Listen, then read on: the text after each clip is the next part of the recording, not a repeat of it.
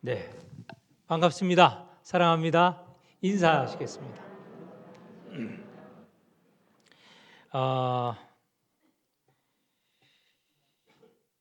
오늘 설교 제목은 이스라엘의 분열입니다. 이스라엘 왕이 세워진 것이 얼마 되지 않았습니다. 이스라엘 백성이 가나안에 정착하고 사사시내를 지나고 이스라엘 백성의 요구로 하나님이 왕을 세울 것을 허락하셨습니다. 첫 번째 왕이 사울이고요. 그 다음 왕이 다윗입니다. 다윗의 아들이 솔로몬이고, 이렇게 3대 왕이 지나고 4대째 되는 이 솔로몬의 아들 르호보암이 왕위에 올랐을 때 이스라엘이 분열이 되었습니다. 왕이 3대 지나니 4대째 분열이 되었다. 사실은 다윗이 이스라엘 전체 12지파 사이에 하나가 되지 못한 상황을 극복하고 하나로 일치하였어요. 그래서 사실은 통일왕국이라고 하는 것, 사울이 아니라 다윗서부터 시작됐는데, 다윗, 솔로몬, 그리고 그의 손자 때 르호보암 때 다시 나라가 나뉘어지게 되었다는 것이죠.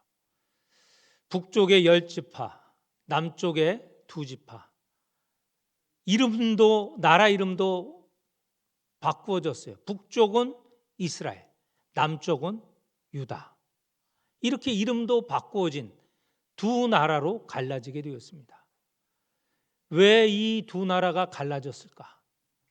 다윗이 그렇게 애를 써서 12지파를 하나님의 백성으로, 한 형제로 이루어진 지파로 하여서 통일을 이루었는데, 불과 얼마 되지 않아서 다시 나누어지게 되었습니다. 왜 이렇게 나누어졌을까? 이 분열의 원인이 오늘 우리가 읽은 12장에 잘 나타나 있습니다. 분열의 원인은 두 가지입니다. 하나는 왕이 백성의 말을 듣지 않은 것이고, 또 다른 원인은 왕이 하나님의 말씀을 듣지 않았기 때문에, 백성과 하나님의 말을 듣지 않은 것 때문에 나라가 분열되었다는 것이죠. 그 각각을 좀 여러분에게 말씀을 드리겠습니다. 물론 성경에 근거한 이야기입니다. 솔로몬의 아들 르호보암이 왕위에 오르게 되었습니다. 르호보암이 왕위에 오르자 온 이스라엘 백성이 왕을 찾아갔습니다. 찾아가서 왕에게 요청을 하였습니다. 그동안 우리가 솔로몬 시기에, 당신의 아버지인 솔로몬 시기에 너무 고통스러웠습니다. 무거운 짐을 지었습니다. 멍에를 메었습니다. 그러니 그 멍에 짐을 가볍게 해 주십시오. 그 멍에를 없애달라는 게 아니고 가볍게 해달라는 것입니다. 어떤 짐이고 멍에였습니까? 두 가지로 볼 수 있습니다. 하나는 세금입니다. 세금이 너무 많았고, 또 하나는 노역, 일을 시키는 일이 너무 많았다는 거예요. 너무 힘들었다는 거예요. 솔로몬 시기에 하나님의 성전을 건축하였죠. 또 왕이 거주하는 왕궁을 지었습니다. 뿐만 아니라 여기저기에 도시를 건설했습니다. 성을 세웠다는 것이죠. 대단한 역사입니다. 이 건축을 위해서 솔로몬은 많은 세금을 거두었고, 뿐만 아니라 백성들, 젊은 백성들, 일할 수 있는 백성들을 불러서 건설 일에 일하게 하였습니다. 물론 그것은 돈을 주지 않고 나라에서 시키는 것이죠. 노역, 힘든 일이었습니다. 이것이 1, 2년이면 참을 만한데 20년이 넘었다는 거예요. 솔로몬 치세가 40년인데 초창기부터 성전을 건축하고 왕궁을 건설한 게 아니죠. 20년 동안 하고 또 나라 전역에 이런저런 성을 건축하는 평생에 건축을 하였던 것이죠. 백성들은 힘들었습니다. 그러나 솔로몬은 나라를 강성케 하였기 때문에 백성이 참았던 것이죠. 그리고 그 명성이 높았다. 지혜가 높아서 온 세상 사람들이 찾아올 정도, 조공을 바칠 정도니 백성들이 그냥 인내하였습니다. 솔로몬 치세에는 많은 세금, 많은 일이 있었지만 참아낼 만 했던 것이죠. 그런데 이 힘든 짐, 멍에를 더 이상 질 수 없었어요. 마침 그때가 왕이 바뀌고 그 아들 르호보암이 왕위에 올랐습니다. 기회가 좋은 것이죠. 그래서 그동안 고통 중에 있었던, 그렇지만 참고 인내하던 백성들이 르호보암에게 찾아갔습니다. 찾아가서 요구를 했어요. 우리의 짐을 덜어주십시오. 이 고통스러운 멍에를 좀 벗어나게 해주십시오. 르호보암이 3일간만 시간을 달라 하고 이제 대신들에게 상의를 하였습니다. 먼저는 나이 있는 대신들에게 물어봤습니다. 어떻게 대답하여야 할까? 대신들 이렇게 대답하였습니다. 왕의 역할이 무엇입니까? 백성들을 편하게 하는 것 아닙니까? 백성을 섬기는 일이 아닙니까? 백성을 섬기십시오. 그러기 위해서는 그동안 오랜 고통을 인내해온 이 백성들 편하게 해주십시오. 멍에를 좀 덜어주십시오. 이렇게 백성들에게 말을 하면 왕은 오랫동안 통치할 수 있습니다. 이렇게 답하라고 했습니다. 르호보암은 자기와 함께 자라난 젊은 사람들을 불렀습니다. 성경에는 소년이다, 어리다 이렇게 얘기했지만 르호보암이 왕위에 오른 나이가 41예요. 아버지 솔로몬이 통치한 기간이 40년이거든요. 그의 나이 이미 41, 중년이 되었습니다. 그의 친구들도 역시 중년이죠.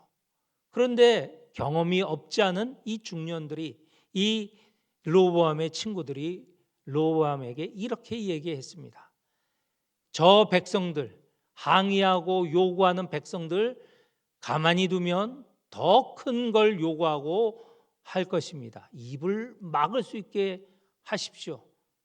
솔로몬보다 더 강하게 통치해야 됩니다. 더 억눌러야 됩니다. 그래서 나온 말이, 당신의 아버지 솔로몬은 채찍으로 백성들을 이끌었다면 당신은 전갈 채찍으로 이끌으십시오. 전갈 채찍이라는 건 말하자면 가시가 달린 채찍을 휘둘러라라는 것입니다. 그 채찍에 맞으면 어떻게 했습니까? 살점이 뚝뚝 떨어지겠죠. 고통스러운 것이죠. 자, 르호보암은 어떤 말을 들었겠습니까? 어른들의 말을 들었다면 아마 그 치세는 솔로몬에 이어서 참 태평성대를 이루어 수 있었을 텐데, 이 젊은 왕, 그동안 경험 없고 그동안 많은 고통이 없었던, 편하게 지금까지 왕자로 지냈던 이 르호보암은 중년들의 이야기를 들었습니다. 더 편하고 더 힘을 발휘하고 더 지배하려고 젊은 사람들 말을 듣게 되었다는 것이죠. 백성들은 지금 살기가 너무 어렵습니다. 나라는 강성해 보이고 나라는 부강해 보이지만 백성들은 고통 중에 있었던 것이죠. 그런데 그 말을 듣지 않았던 것입니다. 당시에 이스라엘은 이렇게 구성이 되었습니다. 북쪽 10지파가 똘똘 뭉쳤고 르호보암이 다스리는 남쪽은 2지파 정도 르호보암을 지지했습니다. 10대 2로 나누어지게 되었죠. 열지파가 분열했습니다. 더 이상 르호보암을 왕으로 모실 수 없다. 우리가 다윗과 무슨 관계가 있느냐? 다윗은 르호보암의 할아버지 아닙니까? 그 다윗의 가문과 우리는 더 이상 관계가 없다. 우리는 우리의 집으로 돌아가자. 그래서 분열이 되었다는 것이죠. 그런 상황에서 르호보암은 북쪽의 열지파를 또다시 일에 동원하기 위해서 역군의 감독, 다시 말해서 일을 하게 하는, 아까 백성의 일이 크다고 하지 않아요? 백성의 일을 시키는 역군, 정부의 고위 관리를 북쪽에 파송을 했어요. 나라는 이미 분열되어 있는데 그 상황 무시하고 일을 시키기 위해서 사람을 보냈는데, 북쪽에서 사람들이 이 르호보암이 보낸 역군의 감독 아도람을 붙잡아 돌로 쳐 죽였습니다.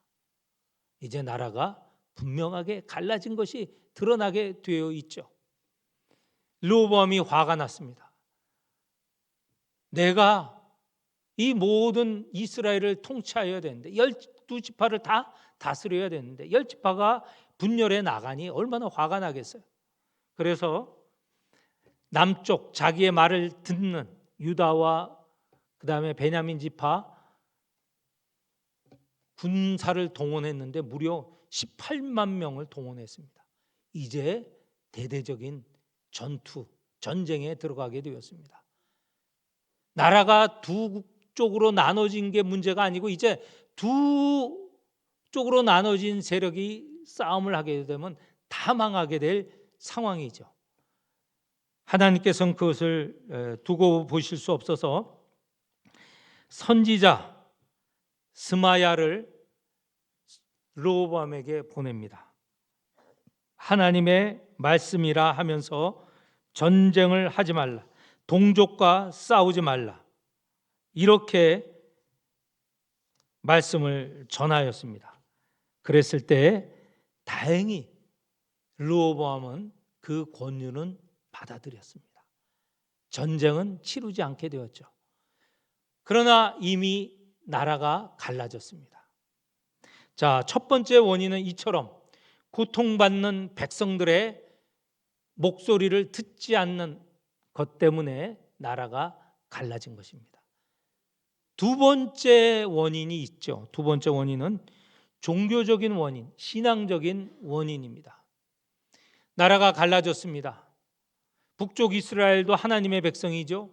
그들이 하나님께 예배드리고 제사 지내기 위해서는 남쪽에 있는 예루살렘에 있는 하나님의 성전으로 내려와야 해요.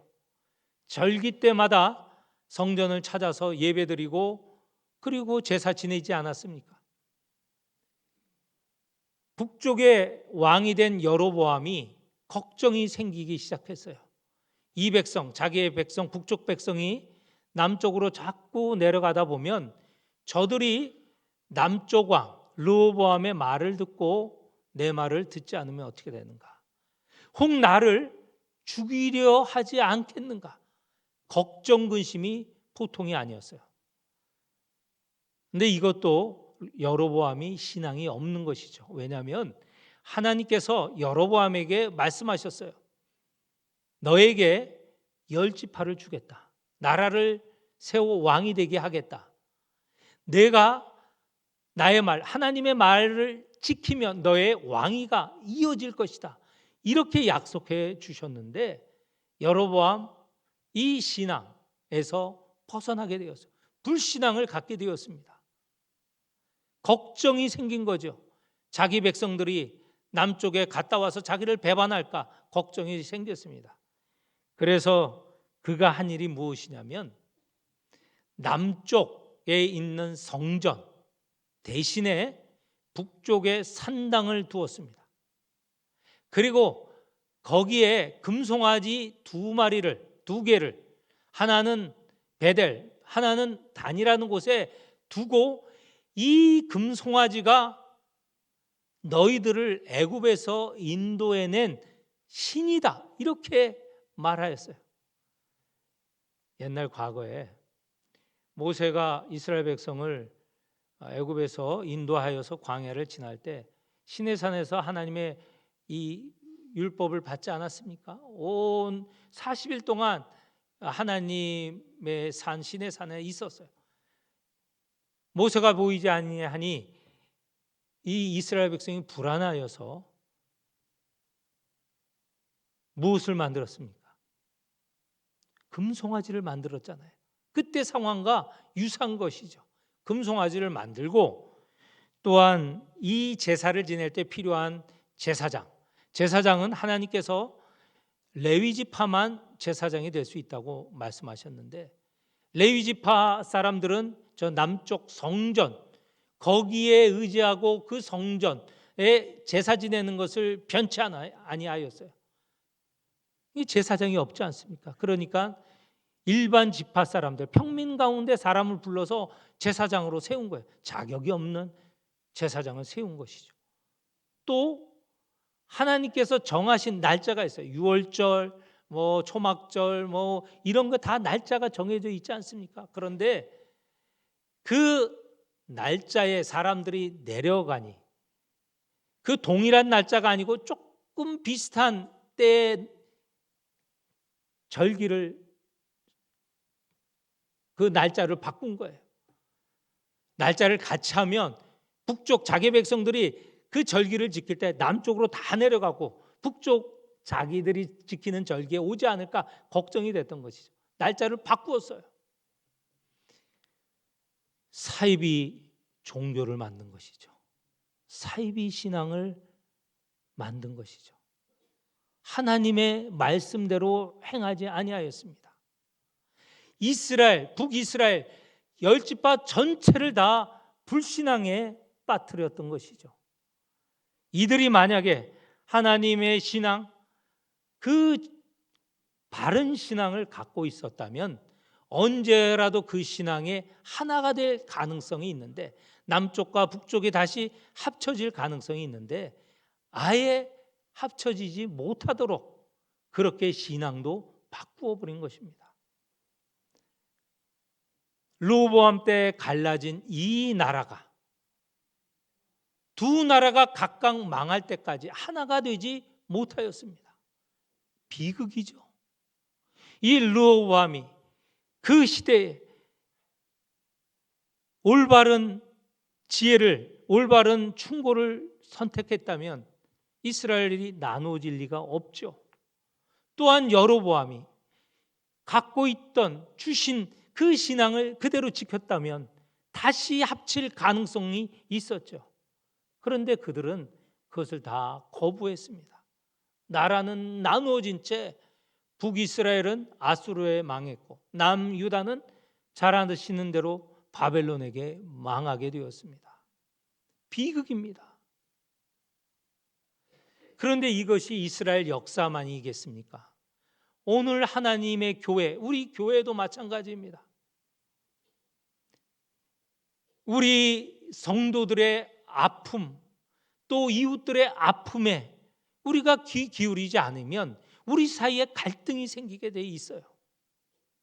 우리의 신앙이 하나님이 주신 신앙으로 하나가 되지 않으면 나누어지게 돼 있다는 것이죠. 이것이 하나가 될 때 우리 교회가 하나가 되고, 우리 교회가 하나가 될 때 우리 사회가 하나가 될 수 있습니다. 이스라엘은요, 이렇게 갈라져서 백성들의 목소리에 청종하지 않는, 그 고통을 듣지 않는 왕들 때문에 갈라지는 것이 계속이 됐고, 또 하나님의 신앙에 충실하지 않았던 왕들 때문에 갈라져 그들이 각각 망하게 되었습니다. 선지자들이 일어나서 늘 외쳤어요. 너희는 하나님의 말씀을 들으라. 왕들에게 분명하게 요구했어요. 하나님의 말씀을 들으라. 백성들의 그 고통 소리에 귀를 기울이고 백성들의 그 아픔을 듣고 그들에게 합당한 정책을 펴라라고 선지자들이 계속 강조했습니다. 그러나 그 선지자의 말을 들은 성군은 없었어요. 그러나 이스라엘 백성은 늘 그런 왕이 오시기를 기다리고 있었어요. 어느 때나 오실까? 근데 북이스라엘이 망할 때까지, 남이스라엘이 망할 때까지 오시지 않았어요. 그러면 오시지 않았는가? 마지막에는 오셨습니다. 백성을, 그 고통을 들고 그 백성을 섬긴 왕 누구시죠? 예수 그리스도. 그리스도가 왕을 달리 표현할 때 그리스도라고 표현을 하거든요. 예수님께서 이 땅에 오신 목적이 뭐라고 하셨습니까? 나는 섬김을 받으려 온 것이 아니라 섬기러 왔다. 예수께서는 이 땅에 오셔서 이 백성들, 이 사람들의 고통을 들으시고 그 고통에 응하신 분이시죠. 또한 하나님의 말씀을 그대로 순종한 분, 따르신 분 누구십니까? 예수 그리스도이세요. 요한복음을 읽어보면 여러분이 하나님의 말씀에 철저하게 순종하신 예수 그리스도가 곳곳에서 드러난 것을 볼 수 있습니다. 예수님은 스스로 말씀하셨어요. 내가 하는 일은 하나도 아버지의 뜻을 거역하고 아버지의 뜻과 다른 일을 한 일이 없다. 나는 온전히 하나님 아버지께서 시키신 그 일을 하는 아들이다. 예수 그리스도께서 하나님 아버지의 말씀을 철저히 순종하셨고 백성들의 그 고통을 들으시고 그 고통을 위하여 자기의 목숨을 내놓고 섬기신 분이시죠. 그 모든 일은 여러분이 잘 아시는 십자가에서 이루어졌습니다. 그래서 사도 바울은 이처럼 골로새서에서 말씀하고 있습니다. 그의 십자가의 피로 화평을 이루사 만물 곧 땅에 있는 것들이나 하늘에 있는 것들이 그로 말미암아 자기와 화목하게 되기를 기뻐하심이라. 예수 그리스도야말로 그분 안에서 모든 갈등을 이기시고 백성을 섬기시고 하나님의 뜻에 철저히 순종하신, 그리하여서 그 안에서 모든 만물이 통일이 되는, 갈등을 극복하는 일이 있게 되었다는 것이죠. 우리가 남북의 통일을 말하고 있죠. 전쟁이 일어나면 남북이 다 망합니다. 전쟁이 일어나도 좋으니 통일이 되어야 된다. 그 잘못된 생각이에요. 통일되기 전에 다 망합니다. 지금 무기가 뭐 다 망하게 되어 있어요. 전쟁을 하면 안 됩니다. 어떻게 통일되어야 되냐? 평화롭게 통일되어야 되죠. 그런데 그 통일이, 평화로운 통일이 지향하는 것은 예수 그리스도 안에 복음으로, 복음은 모든 일을 구원하시는, 모든 일을 하나님과 화평케 하시는 예수 그리스도의 일 아닙니까? 그분 안에서 통일이 되어야 통일이 될 수 있다는 것이죠. 예수 그리스도 안에서 하나님의 말씀이 철저히 하나님 말씀을 철저히 순종하셨고 예수 그리스도 안에서 백성을 온전히 섬기신 일이 있기 때문에 그렇습니다. 오늘 우리 교회가 평안해지기를 원합니까? 하나가 되기를 원합니까? 우리 사회가 평안하고 하나가 되기를 원합니까? 우리가 먼저 예수 그리스도 안에 있어야 됩니다. 모든 것을 이루신, 평화를 이루신 예수 그리스도 안에서 우리도 하나님의 말씀에 순종하고 백성들, 이웃들의 그 고통을 듣고 거기에 헌신할 때 이 모든 평화, 통일, 그리고 갈등이 극복되는 것을 믿고 모두 그리스도 안에서 하나 되게 하는 성도가 되시기를 축원합니다. 하나님 아버지, 우리에게 귀한 사명 주셨습니다. 세상은 갈등하고 나누어지고 있지만 우리는 그리스도 예수 안에서 통일되고 하나 되게 하는 사명을 갖게 되었습니다. 그 모든 일을 이루신 예수 그리스도를 본받아 하나님의 말씀에 순종하며 이웃의 고통에 헌신하며 그리하여 모두 하나가 되는 역사를 이루게 하여 주옵소서. 우리 영광교회 성도들을 이 귀한 일에 삼아 주시고 그 일을 이루는 성도들이 되게 하여 주옵소서. 예수님 이름으로 기도합니다. 아멘.